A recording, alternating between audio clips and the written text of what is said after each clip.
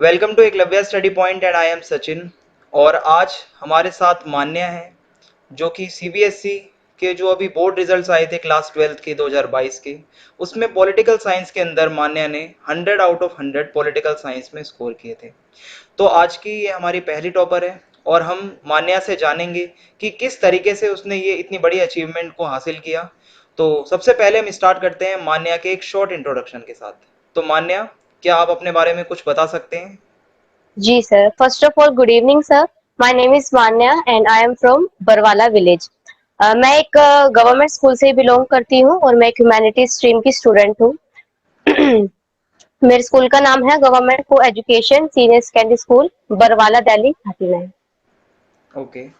तो सबसे पहले मैं आपसे ये जानना चाहूंगा कि क्लास 12th में तुम्हारे पास कौन कौन से सब्जेक्ट्स थे, और पॉलिटिकल साइंस के अंदर ही 100 लाने का क्या कोई स्पेशल रीजन था? क्या यही सब्जेक्ट ज्यादा पसंद था तुम्हें? सर मेरे पास 12th क्लास में मेन 6 सब्जेक्ट थे: Hindi, English, history, geography, political science और फिजिकल एजुकेशन। मैं चाहती तो थी कि मैं तीनों इन मेन सभी सब्जेक्ट में 100 आउट ऑफ 100 लाऊं, लेकिन सर ऐसा हो नहीं पाया। और मैंने सोचा नहीं था कि पॉलिटिकल साइंस में आ जाएंगे। मैं ऐसा सोच रही थी कि मेरे हिस्ट्री या फिर ज्योग्राफी में ऐसे आएंगे, लेकिन आप पॉलिटिकल साइंस में गए। लेकिन मैं काफी खुश हूँ। एक्चुअली जब हमारे फर्स्ट टर्म वहाँ स्टार्ट हुआ था, उसका जब रिजल्ट आया था तो मैंने देखा कि मेरे पॉलिटिकल साइंस में 40 आउट ऑफ 40 थे। तो तभी से मैंने सोच लिया था कि मुझे कुछ भी करना है, तो मुझे सेकंड टर्म में भी कुछ ना कुछ करके कुछ भी हो जाए, मुझे 100 आउट ऑफ 100 लानी है, क्योंकि सिर्फ एक ही चांस बचा था पॉलिटिकल साइंस में। बाकी ज्योग्राफी में मेरे 32 थे फर्स्ट टर्म में। ओके। इसलिए सर मैंने पॉलिटिकल साइंस को सोचा। और सभी स्टूडेंट्स का एक सपना होता है कि जो भी उनका कोई एक ऐसा सब्जेक्ट हो, या हो सके तो जी सभी सर। में 100 जरूर एक बार वो लाइफ में स्कोर करें। तो ये 100 स्कोर करने के पीछे की क्या स्ट्रेटेजी थी? मतलब किस तरीके से तुमने इस सब्जेक्ट को मतलब प्रिपेयर किया था कि तुम्हारे 100 आ गए? क्या कोई स्ट्रेटेजी बता सकते हो तुम स्टूडेंट्स को अपनी? जी सर। हम्म। सर मैं यही शेयर करना चाहूंगी कि मतलब किसी भी सब्जेक्ट में 100 आउट ऑफ 100 आना कोई बड़ी बात नहीं है, अगर आप मेहनत करते हो, कंसिस्टेंसी बनाए रखते हो। आपको डेली मतलब डेली एक दिन में आपको एक टारगेट सेट करना होता है कि यार मुझे इतना पढ़ना है, मुझे इतना आज कवर करना है, और उसको करने में बेशक 3 घंटे लगे या फिर आधा घंटा, जब तक वो पूरा नहीं होता हमें वो करते रहना है और हार नहीं माननी है, और सभी सब्जेक्ट को अपना प्रॉपर टाइम देना है। जो हमें सब्जेक्ट जिसमें हमें कम आता है उसको 1 घंटा थोड़ा फालतू एक्स्ट्रा उसको टाइम देना चाहिए। ओके, मतलब जिस सब्जेक्ट में अगर कोई स्टूडेंट वीक है तो वो थोड़ा सा ज्यादा पढ़ना चाहिए। ओके। जी सर। तो क्या कुछ ऐसा भी होता था कि जब तुम 12th में आए तो तुमने पूरे साल कुछ भी एंजॉय ना किया हो, या सोशल मीडिया से तुम दूर रहे हो, या पूरा फोकस ही सिर्फ तुम्हारा पढ़ाई में रहा हो? और जैसे तुम जानते ही हो कि नॉर्मली स्टूडेंट्स क्या है, ज्यादा बर्डन ले लेते हैं अपने आप के ऊपर, क्योंकि जी 12th सर। बोर्ड क्लास होती है तो हर स्टूडेंट चाहता है कि मेरी परसेंटेज अच्छी आए। तो वो दुनिया से आइसोलेट हो जाते हैं और एक बंद कमरे में ही रहने लगते हैं। तो क्या तुमने भी कुछ इसी तरीके से किया था, या क्या मैसेज देना चाहोगे इस बारे में तुम स्टूडेंट? नहीं सर, मैंने ऐसा कुछ भी नहीं किया था, मैंने फुल एंजॉय किया था, मैं अपने फ्रेंड्स के साथ रहती थी। सर एक्चुअली हमारे 12th क्लास में हमारा 10 बच्चों का एक ग्रुप है, हमने अपने ग्रुप का नाम भी बनाया हुआ है, विल बी शाइन। तो हमारे ग्रुप में ही आपस में कंपटीशन चलता रहता था। हम बोलते थे, अरे यार तुमने वो सचिन सर के वाली वीडियो देखी, मैंने नहीं देखी, मेरे पास शेयर कर दिया ना, या फिर जो भी है, आपकी नई वीडियो आती है, हम अपने ग्रुप में बात किया करते थे और कंपटीशन बना रहता है। हमारा टोटल 10 बच्चों का ग्रुप था, तो ऐसा कुछ नहीं था, हम फुल एंजॉय करते थे, एक साथ प्लान बनाते थे यार अब की बार इधर घूमने जाना है, इधर जाना है, और अपनी पढ़ाई को भी टाइम देते हैं। अब एग्जाम्पल के तौर पे, जैसे मेरा हिस्ट्री में बहुत इंटरेस्ट था, पॉलिटिकल साइंस में भी, अगर उनको कुछ चीज समझ में नहीं आती थी तो उनको मैंने अपने घर पे बुला लिया। तो घर पे उनको मैंने जितना मुझे आता था मैंने बता दिया, जो मुझे नहीं आता था मैंने उनसे पूछ लिया, यानी एक दूसरे से कंपटीशन भी लगा रहता था, मस्ती भी रहती थी और पढ़ाई पे भी फोकस रहता था। तो ऐसा बिल्कुल नहीं था कि मैं दुनिया से कट गई, घर पे ऐसा कुछ नहीं था। मैं सोशल मीडिया पर भी रहती थी, वीडियोस वगैरह भी देखती थी, सब चीजों को टाइम देना चाहिए, ऐसे कट के नहीं रहना चाहिए एकदम से। ओके, ये जी आंसर सर। मुझे काफी तुम्हारा पॉजिटिव लगा कि अपने आप को ज्यादा ओवरबर्डन ना करके और ज्यादा स्ट्रेस जी ना सर। लेके हमें अपनी लाइफ को नॉर्मली एंजॉय करना चाहिए। और हाँ, जी अपनी स्टडीज को जैसे एक रेगुलर टाइम पे पढ़ो, पर ये नहीं कि तुम जीवन के अंदर सिर्फ अपने आप को चार दीवारी में बंद कर दो। कि बाहर से दुनिया से ही तुम्हारा बिल्कुल आइसोलेशन हो जाए। और एक जी सर। तुम्हारी किस्मत काफी मुझे अच्छी लगी कि तुम्हारा जो ग्रुप था फ्रेंड्स का वो काफी मतलब इतना क्रिएटिव था कि तुमने ग्रुप बनाया, आपस में कंपटीशन कर रहे हो। वरना ज्यादातर स्टूडेंट्स के जो ग्रुप्स होते हैं वो बिगाड़ ही देते हैं एक दूसरे को, वो ग्रुप स्टडी करने जी बैठते सर। हैं तो फिर स्टडी नहीं होती, बाकी सब होता है। तो यस सर। तुम्हारा ये थोड़ा सा लक सही रहा।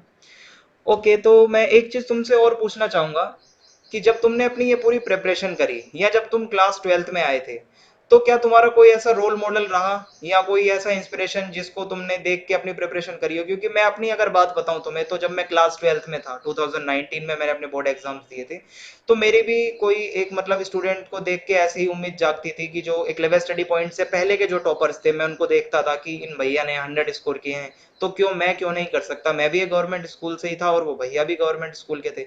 तो हमारा एक रोल मॉडल होता है कोई ना कोई लाइफ में। क्या आपका भी कोई रोल मॉडल रहा लाइफ के अंदर जिसको देख के आपको इंस्पिरेशन मिलती हो? Sir actually you were my role model. जब मैं 11th क्लास में थी तो मैं आपकी वीडियोस तब से मैंने देखना स्टार्ट किया, तो मैंने आपकी वो वाली वीडियो भी देखी थी जिसमें आपने बताया हुआ था कि आपकी हिस्ट्री में कैसे 100 आउट ऑफ 100 आए। तो मैंने सोचा कि यार सचिन भैया ने मतलब कितने इजीली बता दिया ना, कि उन्होंने ज्यादा बर्डन भी नहीं लिया, काफी इजीली से हो गया उनका। तो मैंने भी सोचा हाँ, कोई भी 100 आउट ऑफ 100 ला सकता है, काफी इजी है, इतना मुश्किल नहीं है जितना बताया जाता है। और सर फर्स्ट ऑफ ऑल आपने रोल मॉडल रहे 100 आउट ऑफ 100 लाने के लिए। और मेरी फैमिली के अंदर जो मुझसे बड़े मेरे भाई हैं, वो भी मेरे रोल मॉडल रहे, क्योंकि उनकी भी काफी अच्छी परसेंटेज आई हुई थी। और अब फिलहाल एमए कर रही हैं। Okay, that's great. और मुझे भी काफी अच्छा लगा कि मैं भी किसी का रोल मॉडल हो सकता हूँ, जी क्योंकि मैं सर। जी तो खुद सर। भी एक स्टूडेंट हूँ, मेरी ग्रेजुएशन कंप्लीट हुई है, और अगर मुझसे बच्चे इंस्पायर होते हैं और 100 ला रहे हैं, तो मैं चाहता हूँ कि सभी इसी तरीके से स्कोर करें। और मुझे जान के बहुत ही अच्छा लगा। और फाइनली मैं एक तुमसे एक क्वेश्चन पूछना चाहता हूँ कि तुम्हारा फ्यूचर में क्या एम है? मतलब वैसे तो बहुत बच्चे हेजिटेट होते हैं बताने में, लेकिन if you are comfortable share करने के लिए, तो तुम बता सकते हो कि तुम्हारा फ्यूचर का एम है जिसको सोच के आप सर पढ़ाई करें। Okay sir. Yes, yes. Sir I want to be an civil servant. Sir मैं सिविल सर्वेंट बनना चाहती हूँ, और देश की देश को सर्व करना चाहती हूँ। अभी जितने भी आगे टॉपर्स आएंगे उनका आंसर यही होगा कि मुझे सेम। आईपीएस बनना है, मुझे आईपीएस जी बनना है। सर। तो बहुत अच्छा लगा सुन के। और क्या आगे का क्या प्लान है अब तुम्हारा? क्या रेगुलर कॉलेज करने वाले हो या फिर डिस्टेंस मोड से? जी सर, मैं रेगुलर कॉलेज करने वाली हूँ। मेरा 8 को और 17 को सीयूईटी एग्जाम होगा, तो सर उसके लिए थोड़ा थोड़ा हेजिटेशन भी है और एक्साइटेड भी हूँ। फर्स्ट टाइम सर मैं सीबीटी मोड में एग्जाम दूंगी, तो काफी इंटरेस्टिंग होगा। ओके, तो मुझे काफ़ी अच्छा लगा तुम्हारा ये पूरा इंटरव्यू लेके, और जितना तुमने शेयर करा सभी स्टूडेंट्स के साथ में। मैं ये उम्मीद करता हूँ कि जो भी आज तुम्हें सुन रहा है, क्योंकि पहली वीडियो है ये तुम्हारी, जो इंटरव्यू 2022 के हमारे हो रहे हैं सेशन के, वो फर्स्ट वीडियो तुम्हारी है। तो जितने भी आज स्टूडेंट्स तुम्हें देखेंगे वो काफ़ी ज़्यादा तुमसे इंस्पायर होंगे कि किस तरीके से इन दीदी ने या ये जो भी सिस्टर है, ये इतना पढ़ के और कैसे स्कोर कर सकती है। तो मुझे काफ़ी अच्छा लगा तुम्हारा इंटरव्यू लेके। और प्लीज़ वेट। तो ज्यादातर चीजें तो मान्या तुमने हमें बताई दी हैं। क्या तुम कोई अपना लास्ट मैसेज देना चाहोगे स्टूडेंट्स को कि किस तरीके से अब वो अपनी प्रिपरेशन करें? क्योंकि जैसा कि तुम जानते हो या नहीं जानते होगे, इस साल से जो टर्म वाइज सिस्टम है वो खत्म कर दिया गया है, अब इनके जी एनुअल सर। एग्जाम्स होंगे। तो उनको यस देखते सर। हुए क्या तुम इनको टिप्स देना चाहोगे, फाइनल टिप्स? सर मैं इनको ये मैसेज देना चाहूंगी कि अ, मेरे जितने भी भाई बहन है, मतलब ये मत सोचो आप कि आप 100 आउट ऑफ 100 नहीं ला सकते। काफी इजी है अगर आप डेली आप रूटीन से पढ़ते हो। ये नहीं जब एग्जाम आने वाले होते हैं तभी आपको प्रेशर नहीं लेना। एग्जाम आने वाले 1 महीने बाद आप 1 महीने पहले सोचते हो कि यार मैं तो 6-6 घंटे पढ़ के पूरा टॉप कर लूंगा, ये कर लूंगा। ऐसे कुछ नहीं होने वाला। अगर आप डेली भी अपने आप को 3 से 4 घंटे भी देते हो, तब भी आप काफी अच्छा स्कोर कर सकते हो। और आपके एक लेवल स्टडी पॉइंट की वीडियो तो है ही आपके पास, तो कोई दिक्कत वाली बात है ही नहीं। वो तो हम हमेशा ही साथ रहेंगे सभी स्टूडेंट्स के। और एक लास्ट क्वेश्चन मेरे मन में आ रहा था, जो कि लाखों बच्चों का क्वेश्चन होगा, कि पोल साइंस में 100 आउट ऑफ 100 लेने के लिए कैसे लिखें, अपना आंसर किस तरीके से फ्रेम करें?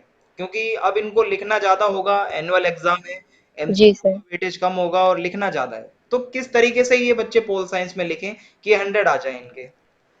क्या आप कुछ सर ये बात आपने भी अपनी वीडियोस में बताई है, जो आपने लास्ट टाइम पे वीडियोस बनाई थी एग्जाम होने से पहले, मैंने वो भी देखी। जो मेरे स्कूल के टीचर्स हैं उन्होंने भी मुझे समझाया, काफी लोगों ने मुझे समझाया आंसर राइटिंग के बारे में। तो मैं यही समझाना चाहूंगी कि जब आप पॉलिटिकल साइंस का आंसर लिखते हो, सपोज करो कि वो 6 मार्क्स का है, तो 6 मार्क्स का लिखने से पहले सबसे पहले आपको थोड़ी भूमिका लिखनी है, डेफिनेशन या फिर भूमिका, उसके बारे में 2 से 3 लाइन में आपको बताना है। वो लिखने के बाद अगर वो 6 नंबर का क्वेश्चन है तो कम से कम 7 पॉइंट आप कोशिश करो कि आप उसको लिख सको, और लास्ट में थोड़ा निष्कर्ष 2 से 3 लाइन का। ये सब आप ऐसे ही करते करते आप अपना एग्जाम करो, और जब आपका एग्जाम खत्म हो जाता है, अगर आपके पास टाइम बचता है तो हो सके तो उस चीज को आप हाईलाइट कर दो, तो काफी अच्छा होता है। और कोशिश करो कि आप अपनी राइटिंग को थोड़ा साफ रखो ताकि टीचर को अच्छे से समझ में आए। ओके, तो लगभग यही रहता है, और जैसा तुमने जी बताया सर। मैंने भी कुछ इसी तरीके से किया था कि जी सर, आपने भी समझाया था अपनी वीडियो में। एक इंट्रोडक्शन प्रॉपर होना चाहिए आपके आंसर का, और आपके जो भी आप हेडिंग्स या पॉइंट्स लिखते हो उनको आप हाईलाइट या अंडरलाइन जरूर करें, और लास्ट में हो जी सके सर। तो निष्कर्ष आप जरूर लिखें जो भी आपका निष्कर्ष। लॉन्ग क्वेश्चन था। ओके, तो आज का इंटरव्यू हमारा यहीं पे हम समाप्त करते हैं। तो जैसा कि बच्चों आप सभी ने देखा कि मान्या की ये जो पूरी कहानी थी, किस तरीके से पोल साइंस के अंदर उन्होंने 100 स्कोर किया, जिसमें नॉर्मली सारी बातें हमने कवर की कि सोशल मीडिया से लेकर और टाइम टेबल और जो तमाम आपके सवाल होते हैं वो सभी इस इंटरव्यू के अंदर कवर किए गए। तो मैं आपसे लास्ट में ये पूछना चाहूंगा कि आपकी ये जो इतनी बड़ी एक सक्सेस थी, क्या आपने कोई कोचिंग ली थी, या किस तरीके से आपको इतनी ज्यादा अचीवमेंट मिली? क्या आप इसका क्रेडिट देना चाहते हैं किसी को? नहीं सर, मैंने कोई भी कोचिंग नहीं ली थी, मैं सिर्फ स्कूल में पढ़ती थी। स्कूल से आने के बाद सेल्फ स्टडी और आपके चैनल्स की वीडियोस देखती थी, एकलव्य स्टडी पॉइंट की। उसके अलावा मैंने कोई भी कोचिंग नहीं ली, सिर्फ सेल्फ स्टडी की थी आपकी वीडियोस के जरिए। जैसे मैं आपकी वीडियोस देखती थी, मान लो मैं सुबह एक्सरसाइज कर रही हूँ, तो मुझे लग रहा है चलो यार, एक्सरसाइज करते करते मैंने ब्लूटूथ लगा ली, और भी सर की, जैसे सत्येंद्र प्रताप सर की पॉलिटिकल साइंस की वीडियो थी, उनको ऑन कर दिया। वो सारा टाइम टेबल जाने के कि इंदिरा गांधी के टाइम पीरियड में क्या क्या हुआ था, ये सब मैं तब भी जान लेती। काफी इंटरेस्टिंग लगता था, मूवी की तरह, जैसे कोई हम सॉन्ग सुन रहे होते थे, ऐसे ही मुझे फील होता था, तो वो भी काफी हेल्पफुल था।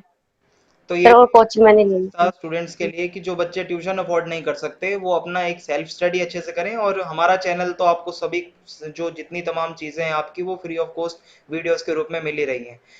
तो बहुत अच्छा लगा मान्या आपका इंटरव्यू लेके। हम यही उम्मीद करते हैं कि आप भविष्य में इसी तरीके से अपने परिवार का नाम रोशन करें, और इसी के साथ बहुत बहुत धन्यवाद आप सभी का, और thank you so much Manya again for coming. Thank you. Okay sir, thank you sir.